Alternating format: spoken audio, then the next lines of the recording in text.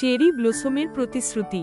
টোকিওর এক ছোট্ট শহরে থাকে হারুতো তাকেশি, এক চুপচাপ ড্রয়িং প্রেমী ছেলেটি। প্রতিদিন বিকেলে সে পার্কে বসে নিজের স্কেচবুকে চেরি ফুলের নিচে আঁকে।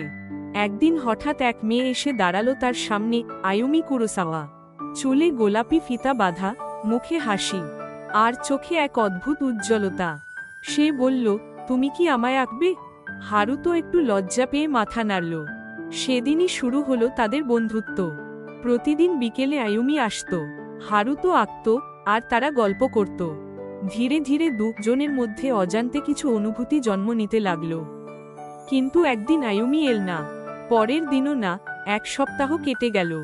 হারুতো উদ্বিগ্ন হয়ে তার খোঁজ নিতে গেল স্কুলে, জানতে পারল আয়ুমি গুরুতর অসুস্থ, হৃদরোগে ভুগছে। সে ছুটে গেল হাসপাতালে। আয়ুমি তখন জানালার পাশে বসেছিল, বাইরে পড়া চেরি ফুলের দিকে তাকিয়ে। হারুতো চুপচাপ তার পাশে বসে বলল, তুমি ঠিক হলে আমরা একসাথে চেরি ফুলের নিচে হাঁটব, ঠিক আছে? আয়ুমি মৃদু হাসল, প্রতিশ্রুতি? কিন্তু ভাগ্য নিষ্ঠুর। কিছুদিন পরই খবর এলো, আয়ুমি আর নেই। 1 বছর পর বসন্ত এলো। শহরের সেই পার্কে চেরি ফুল আবার ফুটল। হারুতো একা গিয়ে বসল পুরনো বেঞ্চে, হাতে সেই একই স্কেচবুক। পাতার ভেতর তার শেষ ছবি, আয়ুমির হাসি। হাওয়ায় উড়ে এলো একটা চেরি পাপড়ি, ঠিক তার ছবির উপর পড়ল।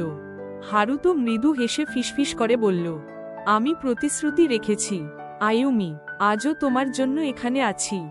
হঠাৎ এক মিষ্টি বাতাস বয়ে গেল, আর মনে হলো কেউ যেন পাশেই বসে আছে, চেনা সেই সুবাস, চেরি ফুলের মতো কোমল হাসি নিয়ে।